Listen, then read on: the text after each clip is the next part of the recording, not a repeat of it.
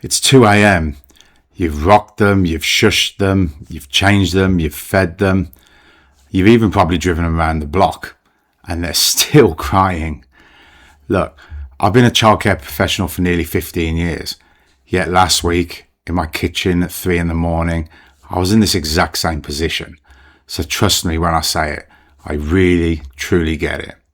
So today, now I've had a bit of sleep, we're actually going to talk about 10 reasons why your baby might be crying and what you can actually do about each one. So if you stick around, at the end of the video, I'll tell you about a free downloadable practical checklist that'll be in the description that you can download for free. You can put it on your bedside table, you can even pop it on your fridge, wherever it is that you need it at those moments at night when you need it the most. So let's get into it. Okay, so first up, and I know this sounds obvious, but when it's those early hours in the morning and you're running on 0% battery, it can be an easy one to miss. Anyway, we've got hunger. Now, babies have tiny little stomachs that need filling up fairly regularly. So even if you only fed them half an hour ago, they may still need another feed. Some signs to look for are like smacking their lips, sucking on their hands, or doing something called rooting, where they're looking around and using their mouth to look for their usual food source. So if you catch those signs early on, it'll save that meltdown before it starts. So yeah, grab a bottle, do whatever you need to do, and get to feeding them right away. Okay, so reason number 2 is a dirty or uncomfortable nappy. Look, think about how you'd feel sitting in a dirty nappy. Not pleasant, right? Some babies will let you know immediately, others will tolerate it a bit longer. But either way, it's always worth checking first. It literally takes 30 seconds, and that might be all they need. Sometimes you can smell it. On certain nappies these days, they have a little line that goes blue when it's wet. So 30-second check, that's all it needs. But while you're down there, you should check out for something called nappy rash. Have a really good look. It looks quite red and can be quite sore, like after a chafing kind of look to it. So if you see any redness, me personally, we buy over-the-counter stuff such as soothe or bepanthen. Just rubbing a bit of that on does a treat. Check with your GP first, just in case. I'm not a doctor, so I can't say otherwise. But prevention is so much easier than treatment. And your baby, they'll thank you for it. Okay, so reason number 3, and this one actually catches a lot of parents out, but we've got overtiredness. See, babies can't always wind themselves down when they're tired. So instead of like drifting off peacefully, they just cry.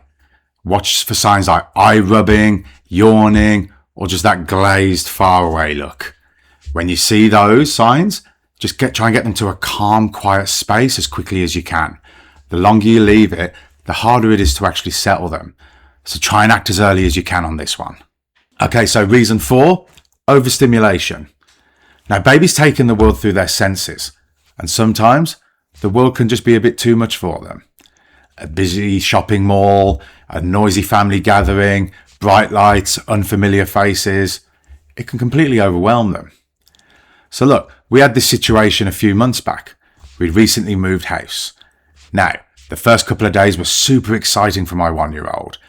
New space to run around in, boxes to open, new things to discover. It was like Christmas every day for her. But by the 3rd day, she had the biggest meltdown. So I put her in the car and we went for a drive. That's all. And just the familiarity of her car seat, the toys around her, the low hum of the engine, it calmed her right down.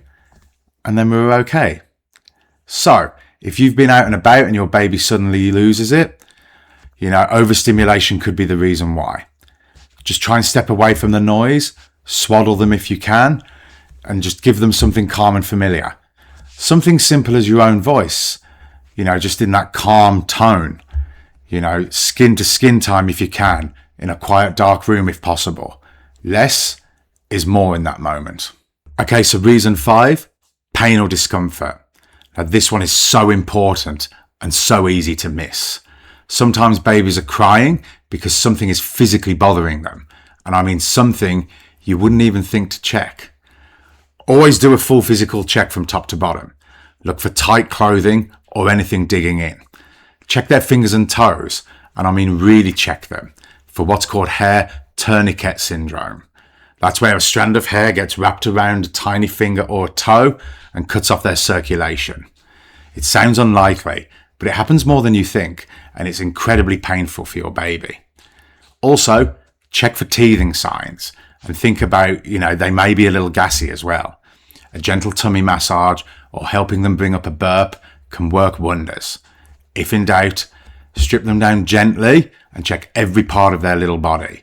You're not being paranoid, you're being a good parent. Okay, so reason 6 is they just want you, and that's okay. And look, I want to say something really important here, that I want you to hear. You cannot spoil a baby with love. I hear this from different parents all the time.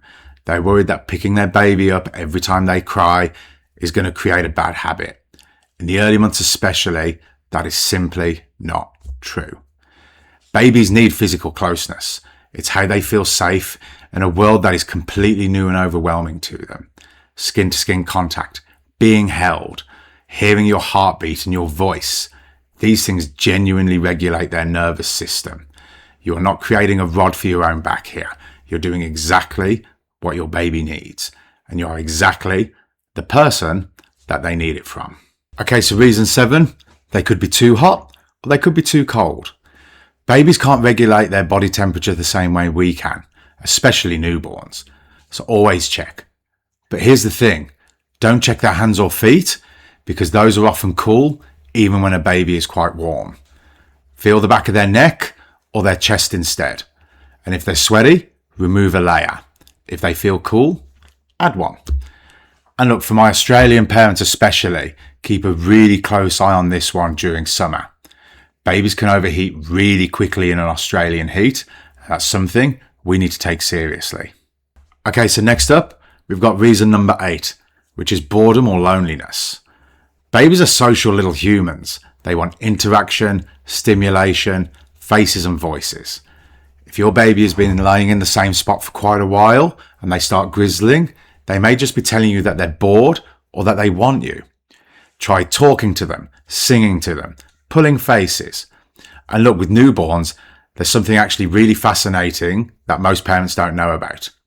So if you've got your baby in front of you, try sticking your tongue out like this. I'm serious, try it now. If your baby is with you, of course, and not asleep. What you're seeing is what they call the tongue protrusion reflex. It's one of the earliest forms of communication that you can have with your young one. It's genuinely beautiful, and it could probably give you a bit of a laugh at 2 o'clock in the morning. So there was a situation I heard of, a couple of years ago. So there was a friend of mine who had a newborn baby, and they really needed a babysitter because they had to go out and do something important just for a couple of hours. So they asked someone they knew who said they could come around and help. Now, when they got there, the baby was laying in the bassinet, and this person who was there was just sitting there, and the baby started crying. And this person who came around to babysit at the time was just, trying to ignore the baby, telling it to shush, all that kind of stuff. Eventually, they picked the baby up, and the baby just looked at them and gave them a big cheesy grin. That person turned around and went, "Oh, you did that on purpose." Of course they did it on purpose. They wanted interaction. Okay, so the 9th reason I want to talk about is that they're unwell. Sometimes no matter what you try, nothing is working. And that's when you need to trust your gut. As a parent, you know your baby's cry, and a sick cry is different. It's often higher pitched, more persistent, or just different to normal. You'll know when you hear it. Look for like a fever or a rash, changes in how they're eating or sleeping, just unusual lethargy, or just that gut feeling that something isn't right. And please, please, please, please, always trust that instinct. In Australia, if you're unsure, you can call Health Direct on 1-800-022-222. It's free. They're available 24 hours a day, and they will talk you through what you need to do. You're never overreacting by getting your baby checked. Never. I've called them a number of times myself. And honestly, there's been times like, I'm not even sure if I should call you. It might just be a little thing. They're like, no, always call. We're always here. It's always better to be safe than sorry. Okay, so reason 10, sometimes they just need a reason to cry. And look, this is genuinely the hardest one to sit with. Sometimes you've gone through every single thing on this list already and they're still crying. And look, babies release tension and stress through crying, like we do. If you've ruled everything else out and they're safe, it's okay to put them down somewhere, just step out the room and just take 3 deep breaths, just to give you a chance to reset. It's not giving up. It's not failing. It's good, responsible, loving parenting. You looking after yourself means you can look after them. And that matters. They need you as a strong, stable base. So if you just need that moment to sort yourself out, that's completely fine. Your baby will be fine, and even better in the long term. Look, if you've made it to the end of this video, you're already doing an incredible job.